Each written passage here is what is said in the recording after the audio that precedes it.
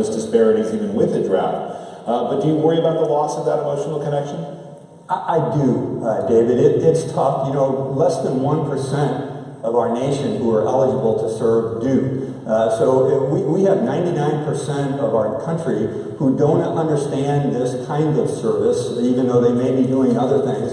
And there is becoming an increasing disconnect between the civilians and the military in our country. And that's unfortunate. And that's why these kinds of stories are extremely important. And you know,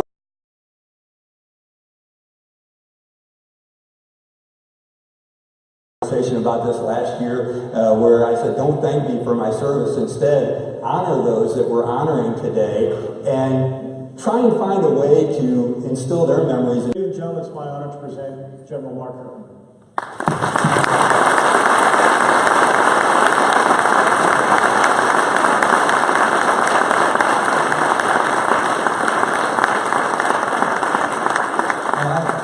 Bill and the crew here that I don't like to be on a stage or behind a podium because I'm a tanker.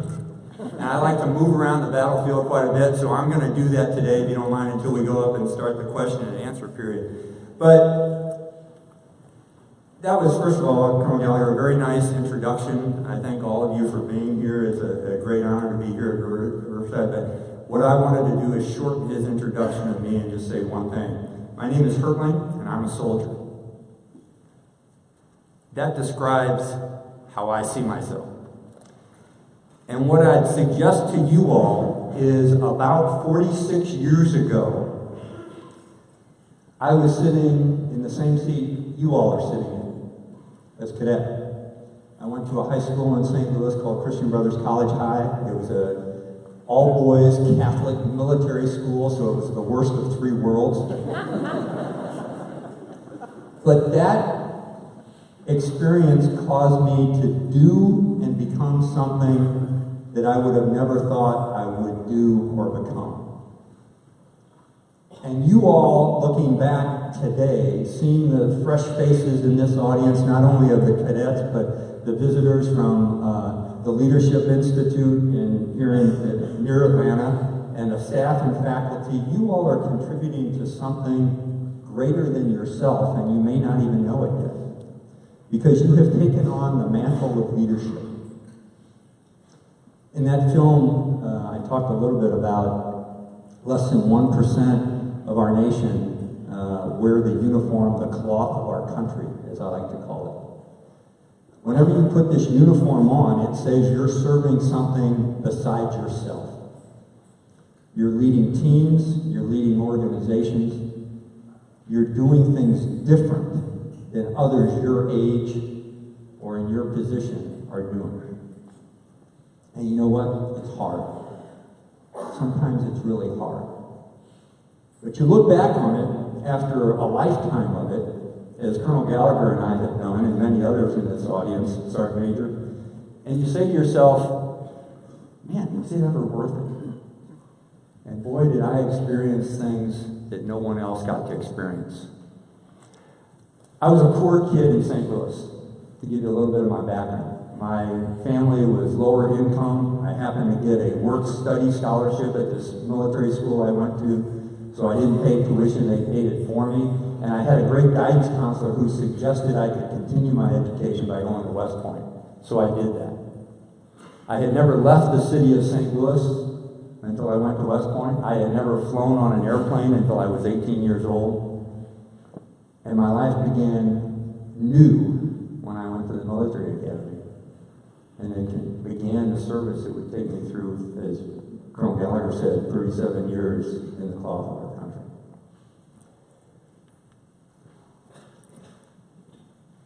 One of the things that I've learned, and I know how student audiences hate PowerPoint slides, so I'm just going to show a couple, and then we're going to start our conversation and a discussion with all of you. But the way I'm going to start this is also with a discussion. Because I'm going to ask all of you to close your eyes for a second, not too long. And I want you to think about someone that you remember who you saw as a great leader and a role model. Okay, open your eyes. Does anyone in this room not have someone? Look at that. One person, two people, a few more. But the majority of you immediately probably thought of someone, whether it was a parent, an aunt, an uncle, a brother, a sister, someone you met in high school, a teacher, someone represented to you good leadership. Now let me ask you, what qualities did those people have? Integrity? By the way, congratulations on that. What I was about to do was something called the 6-second pause. And usually when you ask a question in a big audience like this, no one answers for at least 6 seconds. And then psychologically, someone feels the urge that they have to blurt something out in order to cut the tension. So you're the first one, but you actually had a good answer, so that's good on you for that. Okay, good. So integrity, what else? Yes, sir. I'm sorry? Yes. Why? Okay. Go ahead. Persistency. So a physical presence and someone you can depend upon.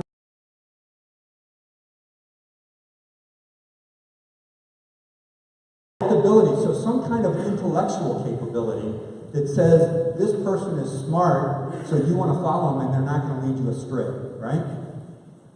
Yes, sir. Self-control. That's a pretty good one. What else? Yes, sir. They're hard, so they continue to do things when other people might quit, right? Yes, sir. Reliable. All right, well, hey, look, gang, if we did this for about another 20 minutes or so, where are you going with it? You want me to look at it, don't you? This isn't going to work because I'm going to turn my back, and it's not going to go on Facebook Live, okay? If we did this for about another 20 or... Wait a minute, I didn't get any of you people in the white shirts. Somebody in the white shirts, give me something. Yes, sir. Selflessness, which is a great one. Anybody else? Honesty, so integrity, the same. Yeah, right. Anything else? Humble. Well, humility? Wait a minute, you're saying leaders have to be humble? How can you get things done if you're humble?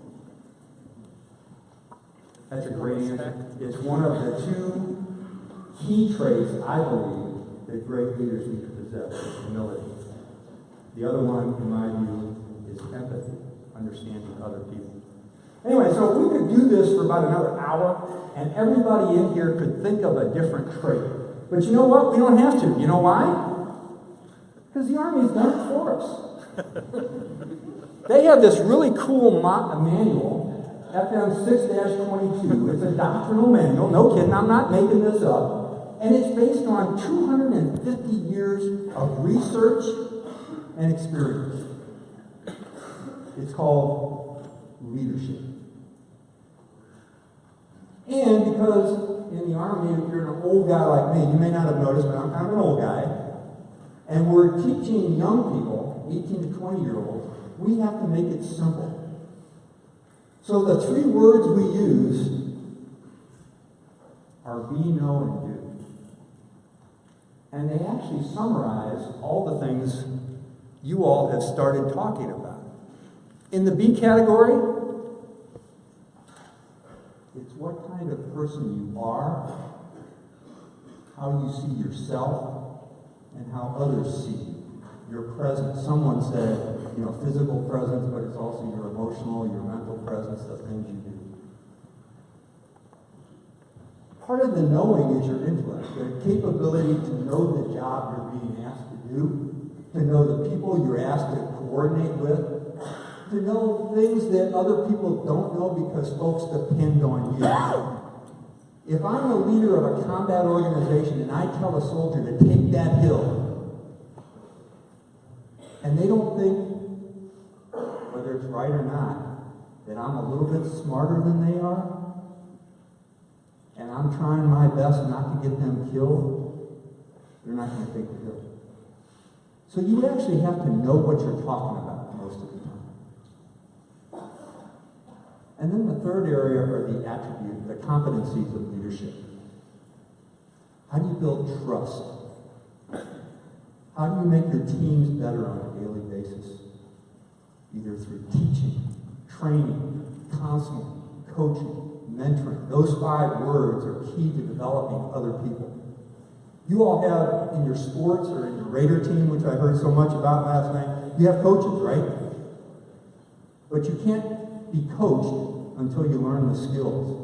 You can't go through those cargo nets until you've tried it the first time and someone's telling you the right way to do it. And then someone there to train you multiple times to do it over and over again, and then coaching you to do it with other people. And then perhaps every once in a while putting their arm around your shoulder and mentoring you and telling you how good you are or how much better you could possibly be. And then the last thing that leaders do is you gotta make stuff happen. There are 2 kinds of leaders, gang. Ones that rely on nouns and ones that rely on verbs. Let me elaborate. The ones that rely on nouns, like the title, commander, director, head coach, president. But unless you're really relying on the verbs associated with leadership, what you do when you're holding those titles, nothing's going to happen. Because leadership is all about accomplishing things, helping other people and inspiring them in accomplishing things.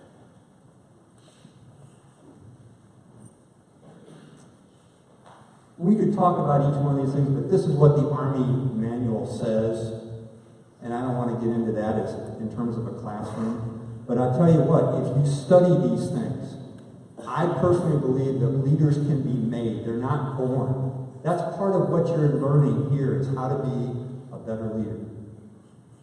Because pretty soon you're going to graduate from Riverside, and other people are going to start depending on you, not just yourself.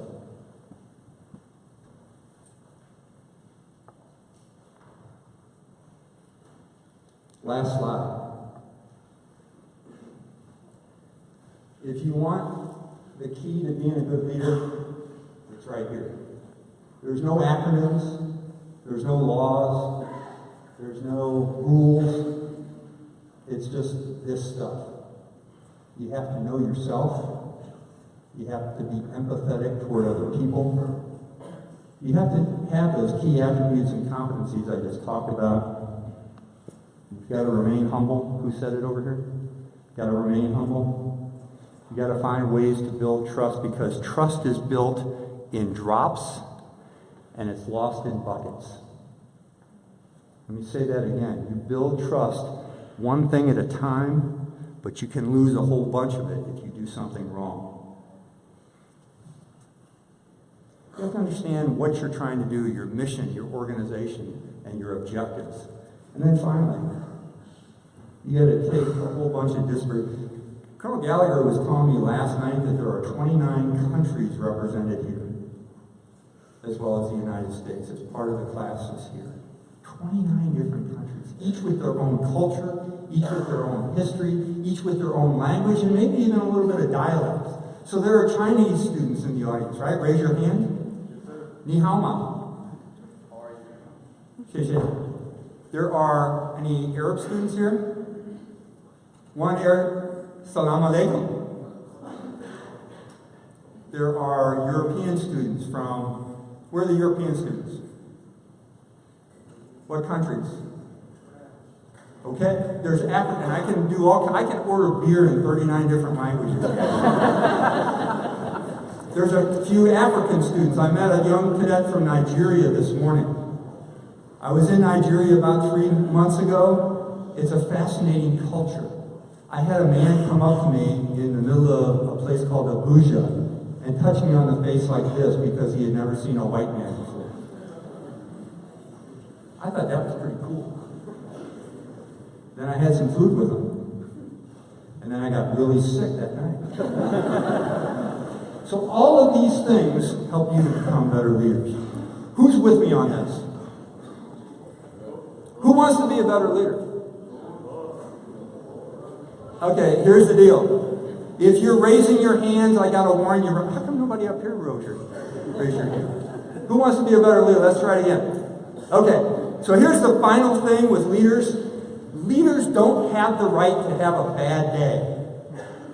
You can write that down. Leaders don't have the right to have a bad day, because if you're having a bad day, everybody around you's having a bad day, and you never get anything done. Because they're doing one of two things. They're either saying, hey, why is General Hertling having a bad day? And they start coming together in groups explaining why I'm having a bad day, even though they don't know my dog died or my kitchen ceiling fell down or something like that. Or they just stay away from it because they don't want to be in the blast of me having a bad day. So if you're having a bad day, you're draining organizational energy from the rest of the group. So here's something you could all start practicing today. Don't ever have a bad day. And you'll be amazed at how cool life really is. Okay, Bill? What do we do now? Mount the stage. Mount the stage. That's a good thing for a cavalryman to hear.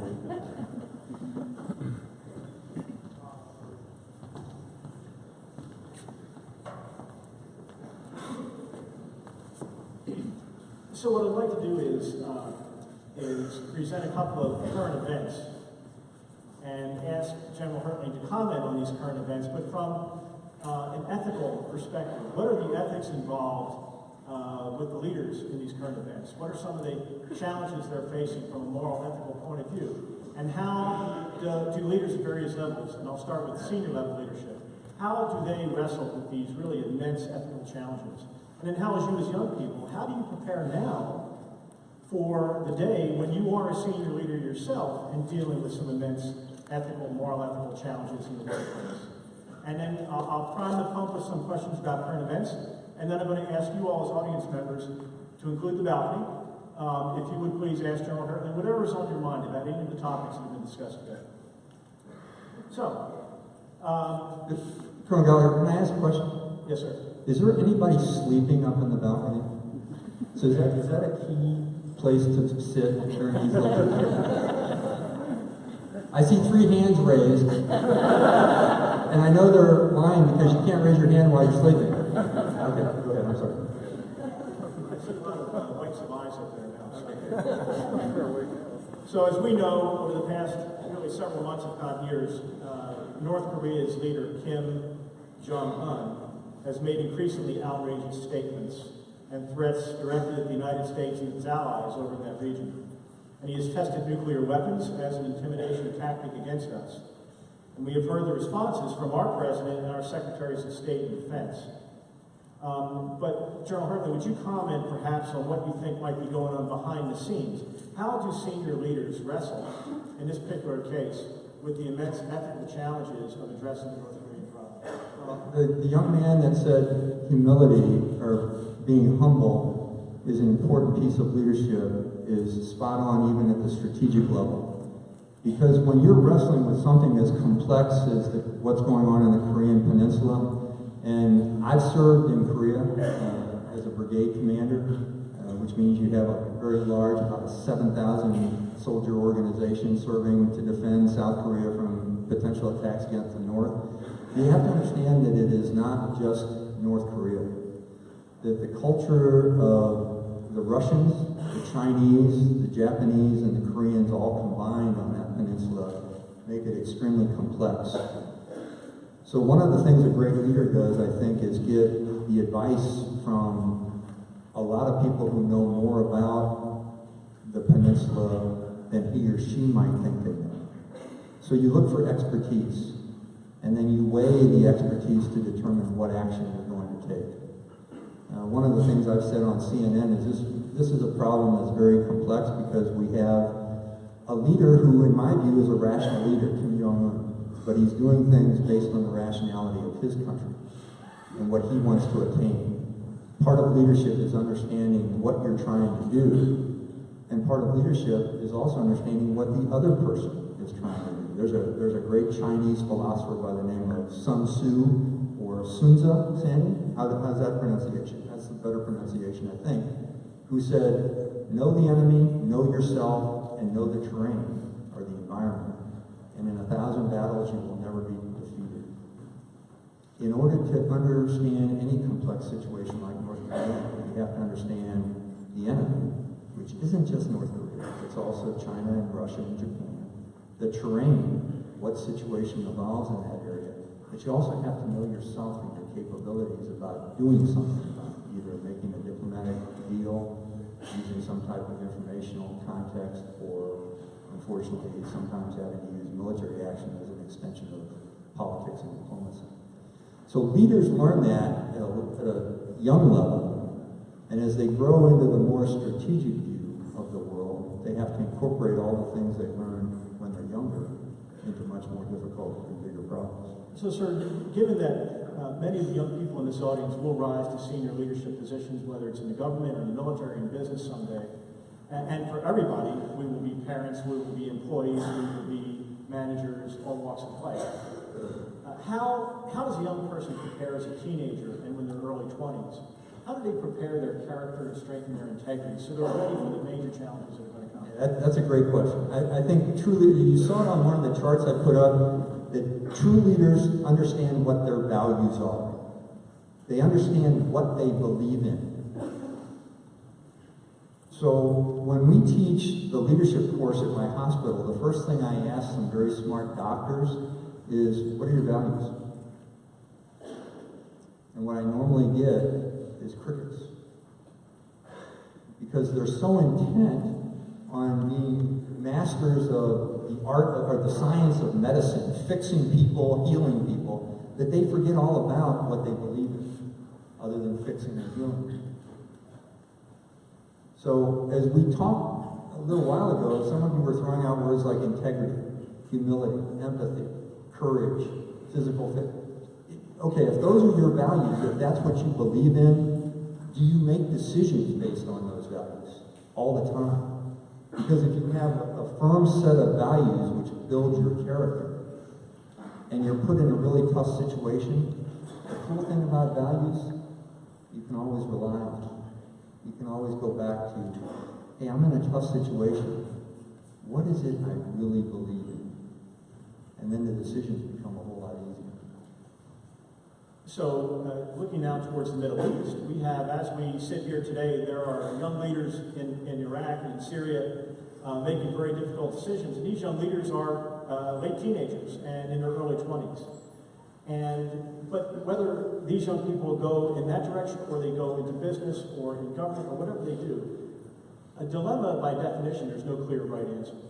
So how, when there's high stress, high pressure, and you're under the gun to make a decision, how do you sort through all the confusion and try to identify and then make the moral choice? That's the interesting piece, because going back to the values discussion, you can determine what your values are in an air-conditioned room with bright lights. It's easy then. It's a whole lot harder when you're in the mud and the dust and the sand and the wind to say, I'm going to take those values and apply them. Can I tell a war story? Anybody want to hear a war story? This is my favorite war story of all. Okay, so there we were. Okay, you all don't know how to understand a war story. So the first thing a guy telling a war story says is, so there we were, and everybody knows a war story is coming, so they all kind of roll their eyes and say, oh, so there we were. So let's try this again. So there we were. That really sucked. Let's try that one more time. So there we were. Okay, great. That's much better. I was in northern Iraq in 2007 and 8. I used to go around and go out on patrols with young soldiers as a two-star general. I'd always take my rank off so the Iraqis didn't know it was a two-star general riding around on patrol with a rifle. And I would just do that in order to see what was going on, to get a sense for what was happening, to see the emotions of the young soldiers doing their job. So this one day, I got in a bunch of trucks with some soldiers out of the 101st Airborne Division, and we went to a little town called Hawija in northern Iraq. And I watched this and I went with a young second lieutenant with his group of 20 soldiers. They were in 5 different trucks, MRAP trucks. We all had headphones on and microphones so we could talk to each other both in the front and the back. I'm setting the stage for you. And I told the lieutenant, I said, hey, I'm going to go out with you. Pay no attention to me, even though I'm your division commander. Just do your job. I want to watch, and then we'll talk about it when we get back. Okay, sir, no problem. He was nervous. Of course he was, all right? So we did this patrol, and he was masterful. He did everything right. This kid was unbelievable, this young lieutenant. So as we were finishing the patrol, I'd stay quiet the entire time, but then when we'd get back in the truck to go back to the forward operating base, I would start asking questions of the soldiers in my truck, and then I would ask them of the soldiers back at the base. I would normally break the ice by saying, so, why'd you guys join the Army? I'd get all kinds of swaggering responses. Same thing in why you come to Riverside. Oh, my dad made me, or I wanted to do something better with my life, or I joined after 9/11, or I wanted to become a better leader. Well, in this truck, with our headphones and microphone on, everybody started laughing. And I said, what's going on? In the truck, I was in the shotgun seat. There was a driver. There were 6 guys in the back, and then there was one guy standing between us who was up on the top of the truck with a 50 caliber. Okay? Always careful when people are sneaking up behind you. So the driver said, sir, that's a great question. You need to ask Private Green why he joined the Army. And I said, okay, which one of you guys, I looked around and I said, which one of you guys is Private Green? The hand came down next to my head. The guy on the 50 caliber came down next to my head. All I could see was his legs. And he said, sir, I'm Private Green, I'm up here, and I'm not going to tell you why I joined the Army and you can't make it. I said, actually, Green, I'm your division commander, I can make you. Why'd you join the Army? He laughed, everybody laughed again. He said, sir, really, it's not that they're asking why I joined the Army. They want me to tell you what I did before I joined the Army. I said, okay, Green, what'd you do before you joined the Army? He said, sir, long pause, I was a male model. Everybody started laughing again. I looked at the driver, he said, sir, he really was. He said, we've got pictures of him. He was a male underwear model and all this other stuff. So as we drove into the base, I said, hey, Green, I think I said something, pardon my language, I said, get your ass down here, I want to see what you look like. So he jumped off the truck, and he came running up to me, he saluted, his face was caked with dust, we'd been out 120-degree heat, sweating, but you could tell looking at him. He had a cleft in his chin, he had dimples, he had curly blonde hair, green eyes, he was gorgeous. This guy really is a male model.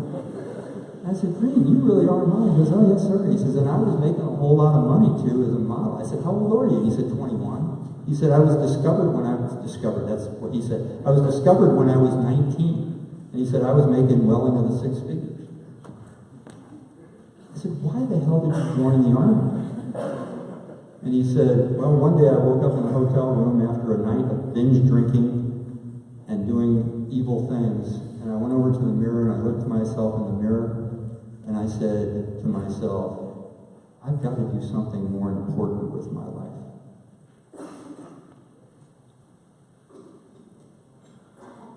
So I said, Green, you're running a 50 caliber machine gun on a gun truck in northern Iraq. How's that working out for you? And he said, sir, I have the Army values. I have my brothers around me. We're doing good things. We're helping other people. I'm not getting paid as much, but it's working out pretty damn good. Thanks for asking. When times get tough, revert back to who you are, what your values are, and what you're trying to do in life. Sorry for the long endorsement. That's an incredible coincidence. You know why I joined the Army? Remember, Bill, integrity is a key value.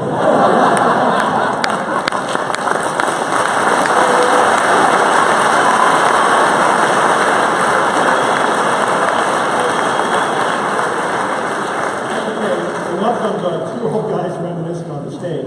Can we hear some interesting questions from the audience, from the young people, from the older folks, everybody, please?